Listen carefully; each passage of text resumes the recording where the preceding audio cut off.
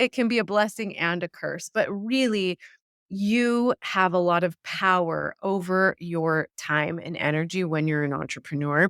And so it becomes really important then to manage that time and energy in a way that shows what your priorities are. Welcome to the Get Your Marriage On podcast. I'm your host, Dan Purcell, a Christian marriage and intimacy expert and coach. I'm on a mission to help couples have the best sex and most emotionally intimate marriages possible. Our episodes cover topics you've always wondered about and are packed with practical advice designed to help you take your marriage to the next level. In my program in Next Level, I've come across several couples that are struggling in their marriage because one or both are entrepreneurs. There's a lot of stress that happens in the marriage relationship, especially on the sexual relationship for entrepreneurs. And I want to do a podcast episode dedicated to all listeners where one or both of you are in the middle of building a business. As Americans, we love a good underdog story and often romanticize the entrepreneurial journey, especially those that make sacrifices, take risks, overcome obstacle after obstacle, and eventually come out on top. As a career entrepreneur myself, I've come to realize that the entrepreneur journey isn't as glamorous as it may appear to be. Another thing people don't talk about is how entrepreneurship is often very hard on marriages. In fact, as you'll hear in this episode, divorce is more common among couples where one or both spouses are entrepreneurs. My guest today is Monica Tanner. She's a marriage and intimacy expert and runs several programs for couples to strengthen their marriage. She's also an entrepreneur, married to a successful entrepreneur. So she's like an ideal expert on this very topic. In this episode, we're going to talk about the two intimacy killers that entrepreneur couples often fall prey to, and the one superpower that entrepreneurs have that are often overlooked to build a strong marriage. And we'll conclude with the one simple yet powerful thing you can do to keep the intimacy and sexual relationship alive, even when things are stressful and chaotic. We've just announced our next in-person marriage retreat, and I want to make sure you're invited. Our retreats are for married couples that are in otherwise good marriages, but wish things were better in the intimacy department. Our retreats are rewarding because they challenge your thinking and help you see your patterns that you often fall into that keep you stuck. They're also super romantic, fun, and we laugh a lot. The next retreat is October 26th through 29 in the Dallas-Fort Worth area. It's limited to just 20 couples, and we will sell out, so don't delay. You can find more details on our website at getyourmarriageon.com. Click on retreats, and then the DFW retreat. There you can see video testimonials of past people that have attended our retreats to see if this is really a good thing that will strengthen your marriage. Monica Tanner, welcome to the Get Your Marriage On podcast. How are you this morning? Oh my gosh, so excited to be here. I love any opportunity we have to chat. So Yes. Now, you've been a guest on my podcast in the past. I'm so happy to have you back to talk about today's topic. But first, I want to know what's been your most memorable anniversary? Oh, great question. Well, actually, I was really looking forward to our 21st anniversary, which we just celebrated last week because Woo! Congratulations. I know 21 years, we've done it. We made it. Uh-huh. But the reason is because our 20-year anniversary was a total disaster. We basically just skipped over it because we were mostly just fighting. Uh-huh. Why were you fighting? Well, it was just a really stressful period in our marriage. So we have 4 kids. Our oldest was graduating from high school. So our anniversary is in May, and that's a really busy time for graduating seniors, right? But also, had decided after high school he was leaving the country to serve a 2-year mission for our church.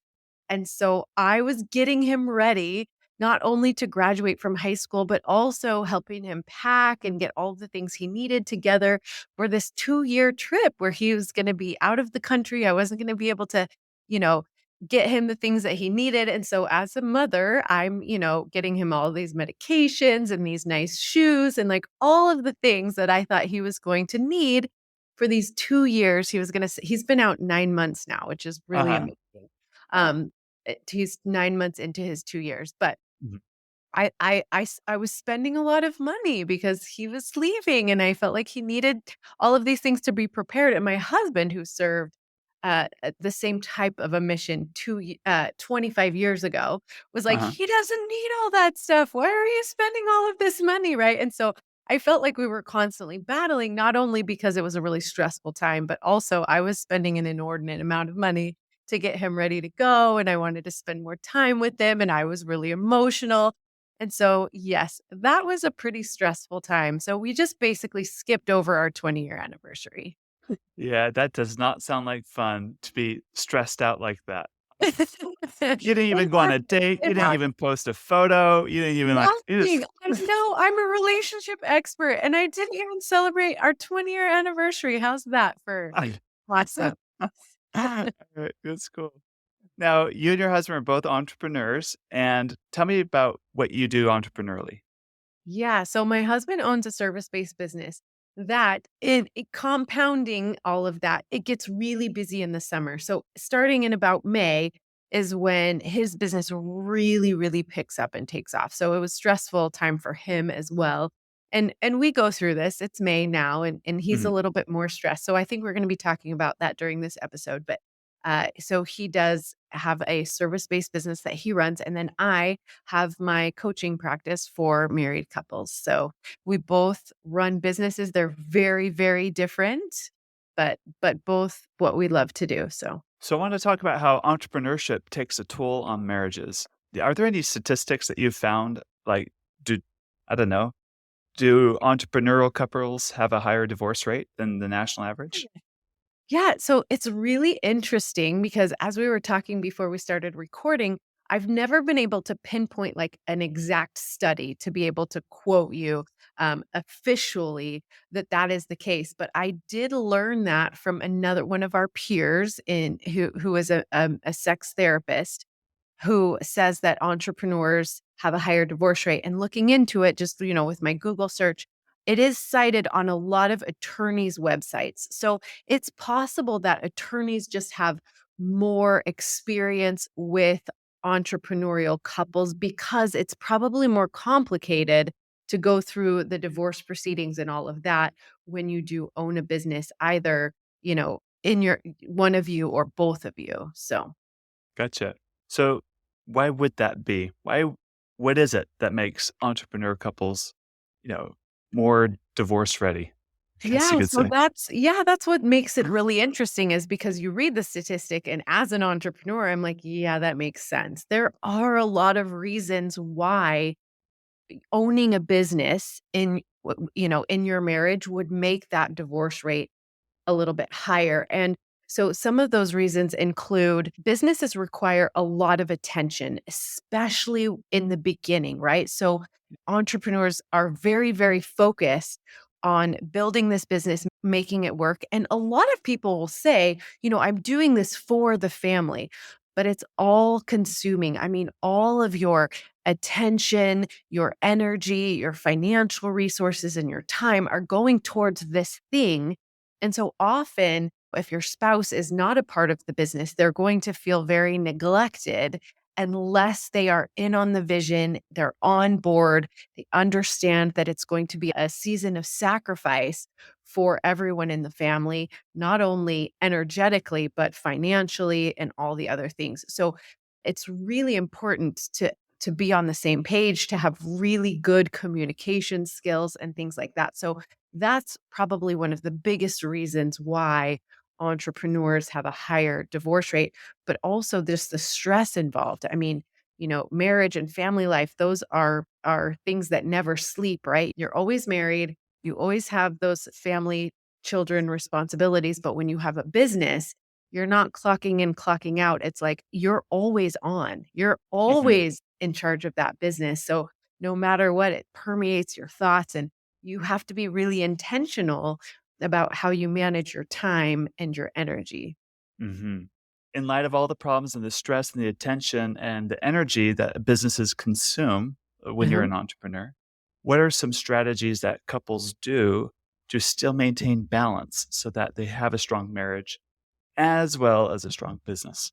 Yes. Okay. So that's a great question. So intentionality is going to be key here. It's going to be really, really, really important to be intentional with your time and your energy, like I said, so that you are investing properly in your marriage, right? So, yes, your business is going to take a lot of time. Yes, you have to stay on top of that, but being intentional about how you communicate with your partner is going to be key, right? So it really helps. So entrepreneurs are typically visionary, right? They have this big vision, these big dreams, the things that they want to accomplish. And making your partner a co-pilot is really going to be important. So making sure that they understand the vision, that they're properly bought into the vision. Otherwise, I have a really good friend and she is married to an entrepreneur. But for a long time, before they were actually communicating and she was kind of in on his bigger vision, she described it being married to an entrepreneur like being dragged blindfolded through the mud, right? So Okay. Uh-huh. like Uh-huh. just hanging on for dear life because you've got this entrepreneurial spouse who knows what they're after. They've got this big vision. They're super excited. Usually they take more risks with their money and things like that. And so if you're not bought into the vision, if you're not on the same page with the different sacrifices that you're making, especially at the beginning of a business, then it really does feel like you're just along for the ride and you have no idea what's going on. So I think it's really important for the entrepreneur, whether it's both of you building the business together, which my husband and I did for a long period of time in our marriage, but it's really important to communicate like, here's our vision, our goals for the business. It's going to be a season of sacrifice where we might have to, budget better and things like that because a lot of our resources go towards the business. And I remember when we were building our business, being pregnant with my third, having little toddlers in tow, and my husband having to be out of town, but I had to get to the office and answer phone calls. I mean, it's a lot of sacrifice, but if you know why you're doing it and you're both bought into the vision, it makes it a lot easier than if you're just sitting at home waiting for your spouse to get home and wondering like, how did today go? Like, are we in the red still? Like, how are things going? So being able to communicate with each other is really, really important. That's good. That's good. As you're talking, I think about our early days with my business. We just eked out an existence. Like income Yes. was so meager, and whatever we did make, we had to, or we chose to reinvest right into the business because we wanted a better tomorrow. It had a lot of sacrifices all over just to make things work. Yeah, and the business that my husband and I started was very seasonal as well. So we would make a little bit of money in the summer months that would have to get us through the entire year. So it was really important that we both were on the same page. Like, it looks like we have money in our account right now, but we're not making big expenditures because that money has to last us until the next summer, right? So there's a Right. lot of things that are really important to be able to communicate with your partner. I like how you mentioned the entrepreneurs are usually visionary. So you want to bring your spouse on as a co pilot and not just drag them through that, and how important that communication is. Why is it difficult sometimes for entrepreneurs to really open up and tell their spouse about their vision and where they want things to go? Yeah, well, depending on the business that you're running, I mean, a lot of us, we have meetings with our team and, we know what we're doing, but that vision casting is harder to do at home for a lot of reasons. I mean, you've got employees, you've got team members that you're paying to do the things that you ask them to do, right? And that doesn't always translate at home because it's like, I've got this, great plan. This is going to work. We're going to make $1 million. It's like awesome. And your spouse might be like, yeah, but can you take out the garbage? Right. Uh So huh. Uh huh. when you pay somebody to like buy into your vision, it's a little bit different. They have, Uh huh. more admiration and things like that. You're getting that encouragement, the good feedback at work. And then Right. you You get that come validation. Right. Exactly. Exactly, and then you come home and your spouse is like, "Yeah, but, the weeds need to be pulled, the garbage needs to go out." Like, I mean, Uh can you huh. take your son to soccer practice? Like, you're not necessarily getting the same type of reinforcement that you're getting at work. And that's probably a good example of why some of the skills that make you successful as an entrepreneur don't translate well to being a good spouse. Yeah. And I like what you talked about. Like a big breakthrough happened in my own marriage because I used to like, oh, I'm more important than my wife because I'm Mhm. making the money or whatever. I buy into those thoughts.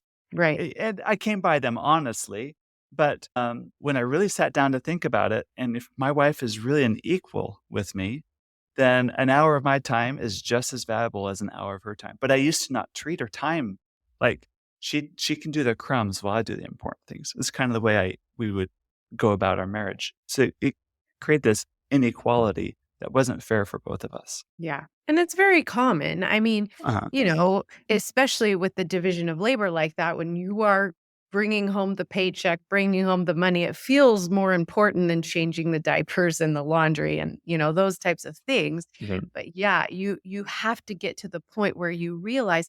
And the other thing that's really hard about, my husband and I were working in the business together for a lot of years, but he would actually leave the house and go to the office and work there, where I was doing my company responsibilities at home while also managing the children in the household. So he would come home from his quiet office where he was getting a lot done to where it looked like nothing had happened at home, right? I've got kids running around half naked and, Uh-huh. the dinner is burning, but I still have to do the payroll, right?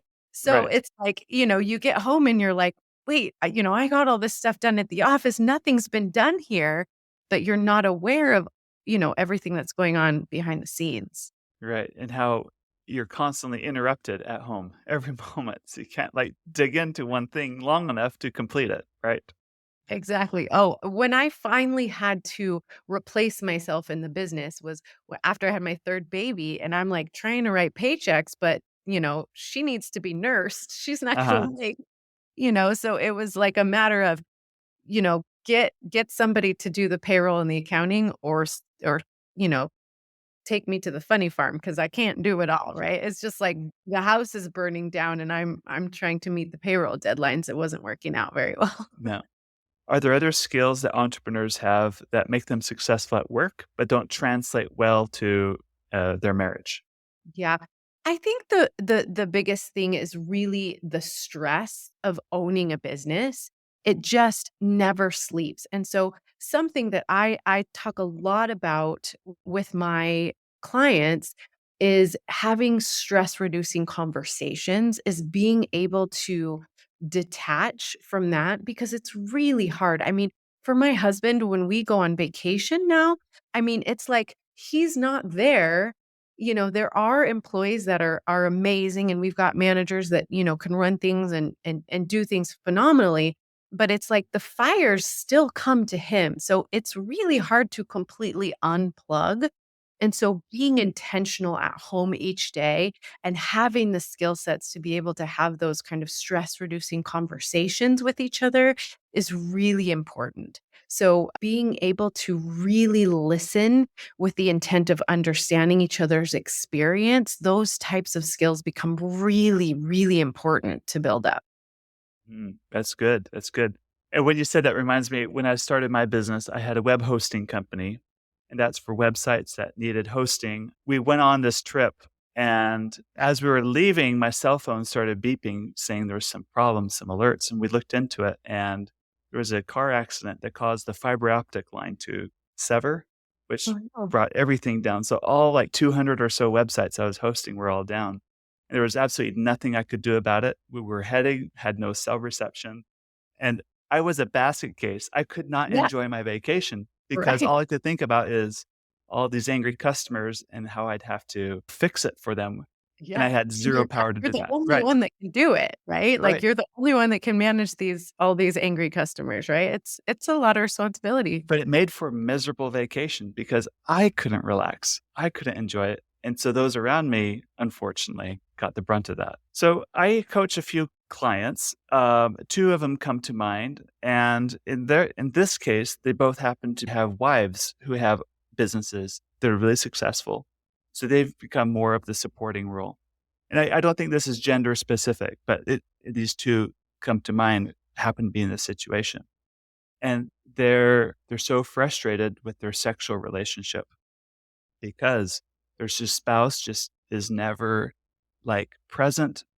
All their creative energy is channeled out of the marriage into their business. Mhm. And in this case, with them both being men, running a business is a very masculine energy type of thing. It's very mission driven, very like you got to be pointed and direct and lead.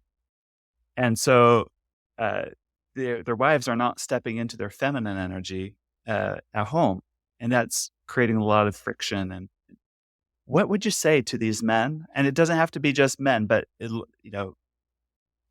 but where your spouse is really running the show, and then sex is just like non-existent, or if it happens, it feels more perfunctory than it does seem like intimate communion of two souls coming together.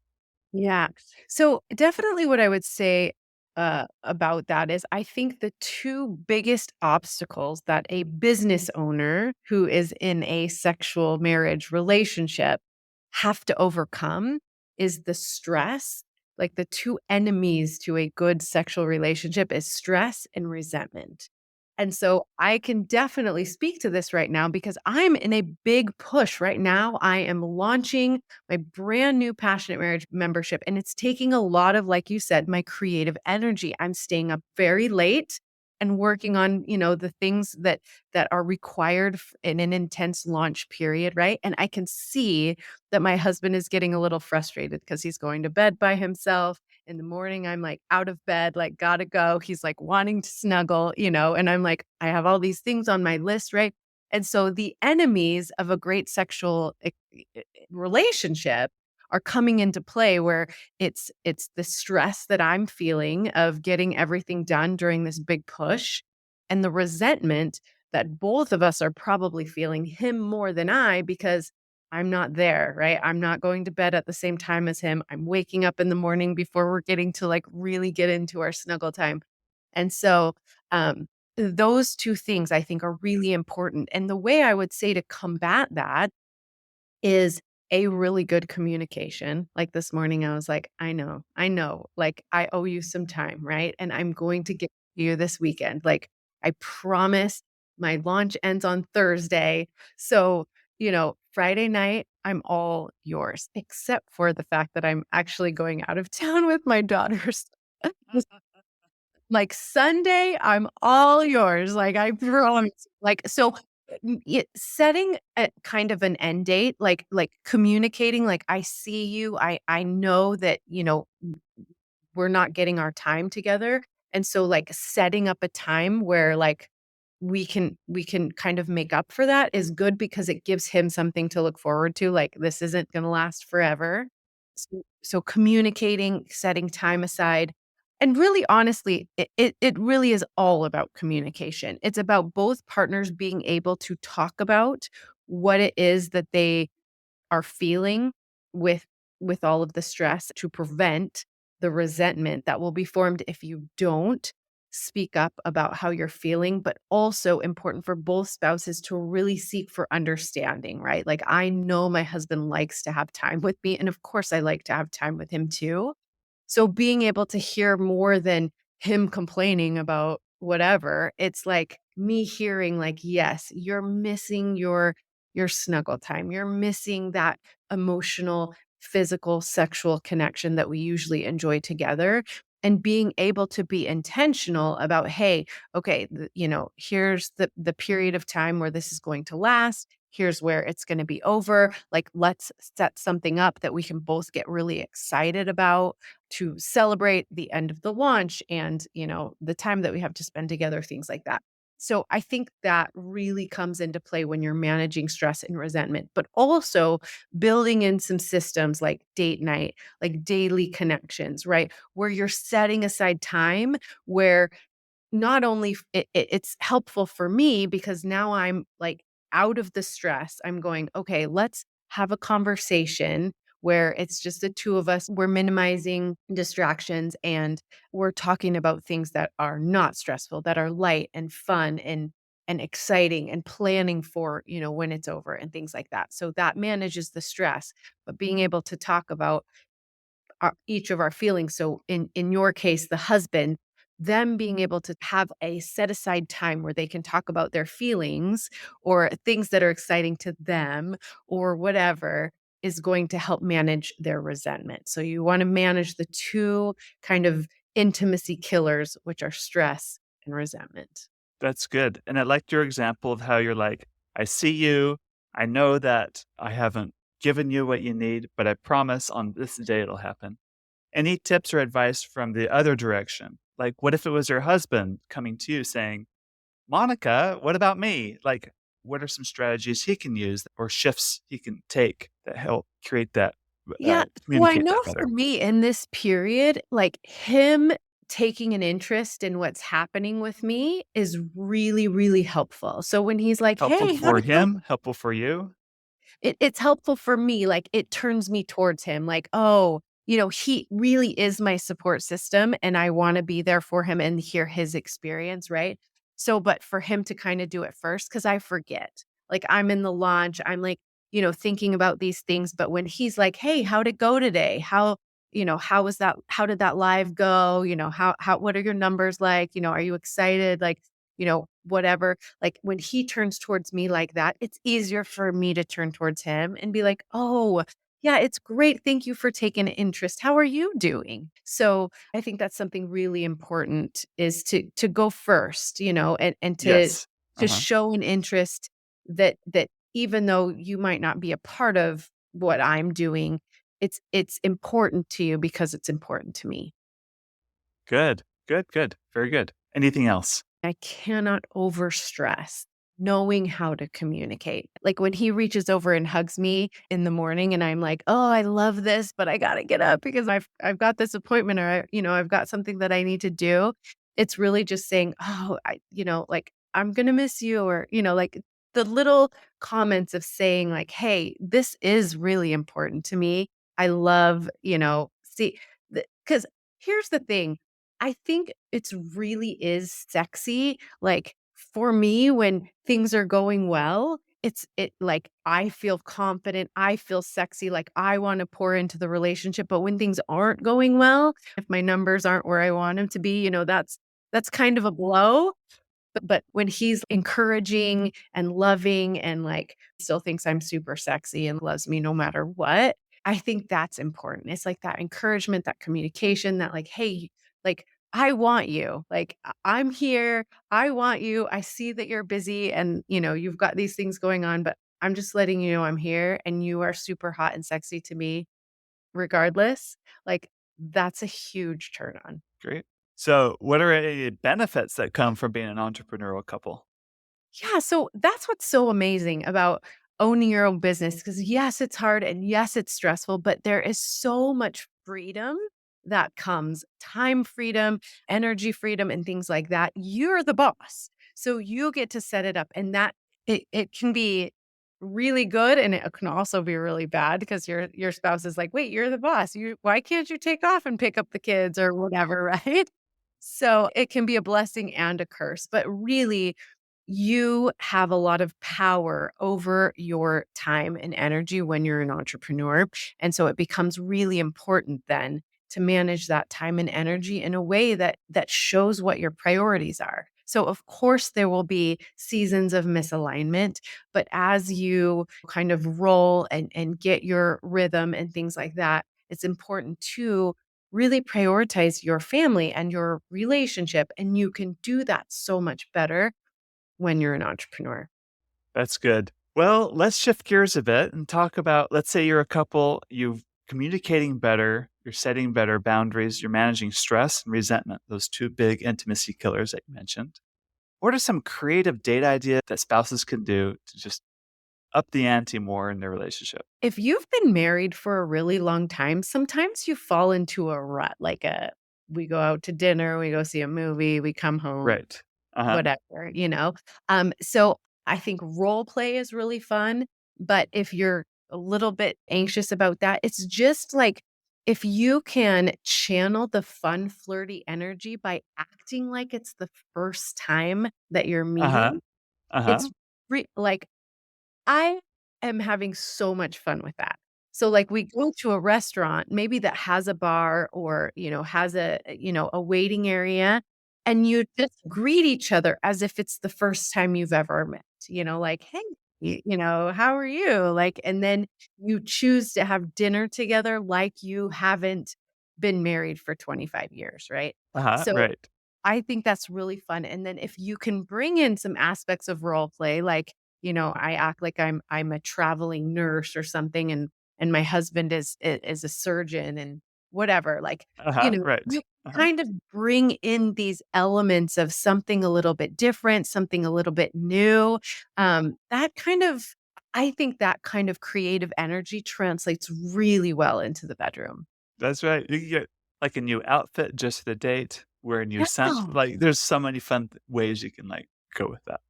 That's Absolutely, good. absolutely, yes, and that novelty, yes, like, if you feel sexy, like, that's everything, right? So, definitely new shoes, new outfit, new lingerie underneath your clothes, all of that is so much fun. It's good. Any other tips to make date night more creative and fun to get you out of that rut? There's this huge debate about, like, scheduling sex, and I am a bigger proponent of scheduling date night and then letting sex happen naturally than scheduling sex specifically.